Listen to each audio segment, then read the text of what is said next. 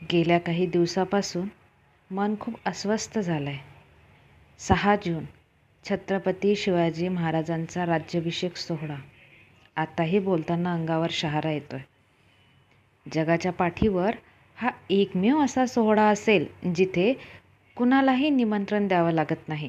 त्यांच्या या सुवर्णदिनी अशी ओढ लागते की लाखो शिवभक्त न चुकता रायगडाची वाट धरतात. पण प्रत्येकाचंच नशीब एवढं थोर नसतं ना. मनात लाख इच्छा असूनही कधी वेळेची अडचण, कधी पैशाची ओढताण, तर कधी घरच्या जबाबदाऱ्या. पाय गडाकडे निघतातही, पण परिस्थिती मागे ओढते.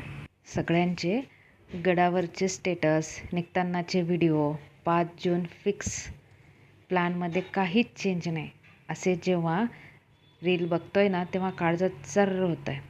डोळे पाणावून जातात आणि असं वाटतंय आपणही हे सर्व इथेच सोडून आत्ताच पॅकिंग करून निघायचं आणि थेट गडावर पोचायचं.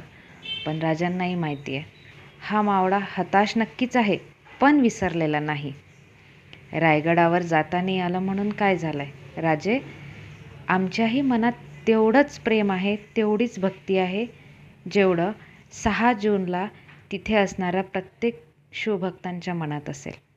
तुम्ही आमच्या काळजात सदैव आहात.